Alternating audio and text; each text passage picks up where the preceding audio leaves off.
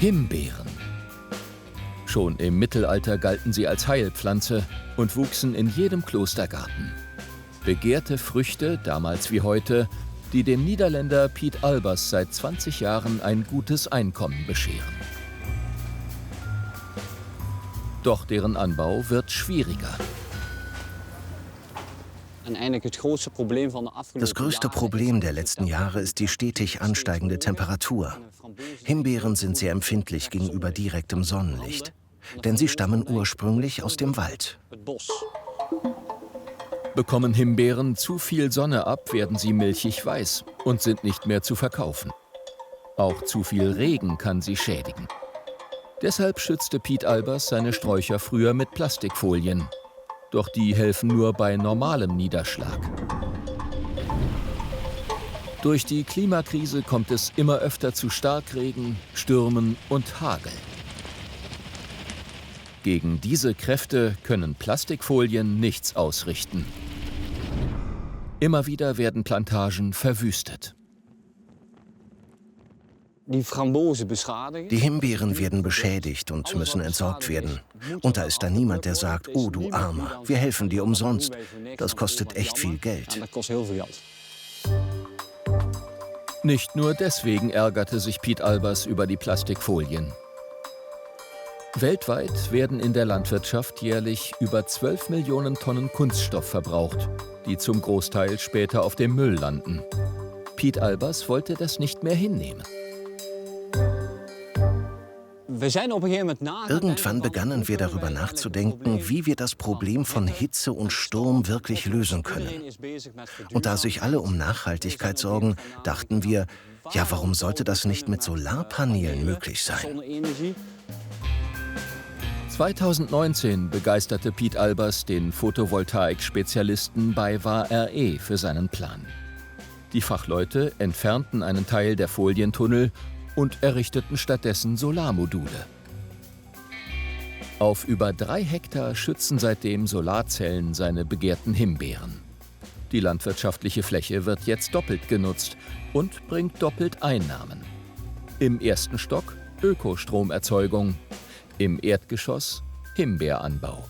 Der Fachausdruck dafür Agri-Photovoltaik. Doch können Himbeeren darunter überhaupt gut gedeihen? Herkömmliche Solarmodule lassen kein Licht durch. Deswegen unterbrechen hier Glasstreifen die Solarzellen. Wie viele Wochen erntest du die Himbeerpflanzen? Als Piet Albers und Maximilian Tegtmeier die Anlage bauten, war sie weltweit eine der ersten. Keiner wusste, wie das richtige Verhältnis zwischen Solarzellen und Glas sein muss. Bei dem ersten Versuch hat man relativ schnell gemerkt, dass das zu viel Schatten ist für die Kultur. Das heißt, es war wirklich weniger Ernteertrag dann da, sodass quasi der professionelle Himbeeranbau nicht mehr wirklich möglich war. Also am Ende war das Trial and Error, wo wir verschiedene Typen von Solarmodulen ausprobiert haben, um zu schauen, welches ist denn das beste Verhältnis, dass die Pflanzen noch gut wachsen können und wir trotzdem Strom erzeugen können.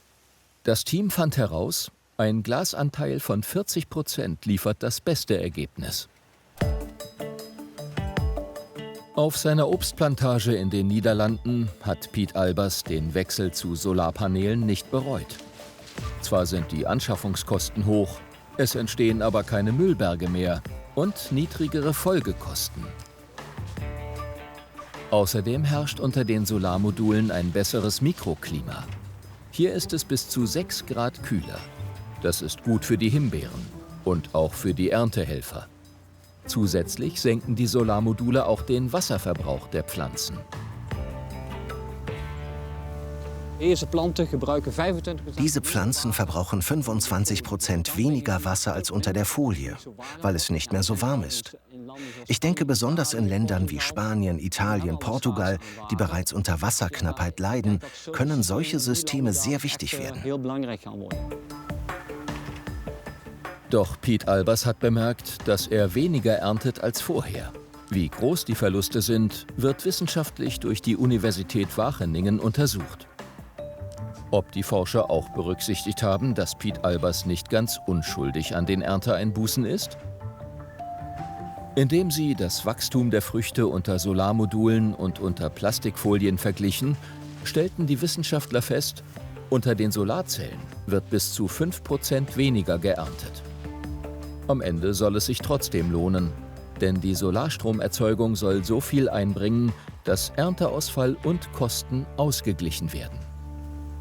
Landwirte haben auf einmal einen Ertrag auf der Fläche, der unabhängig von der Landwirtschaft ist. Generell ist es so, dass die Anlage hier ca. 2 Millionen Kilowattstunden im Jahr produziert. Und das ist genug, um 500 Haushalte mit Strom zu versorgen. Die gute Nachricht: Agri-Photovoltaik funktioniert. Und nicht nur bei Himbeeren. Gäbe es Solaranlagen auf nur 4% der landwirtschaftlich genutzten Fläche in Deutschland, könnten sie den kompletten Strombedarf des Landes decken.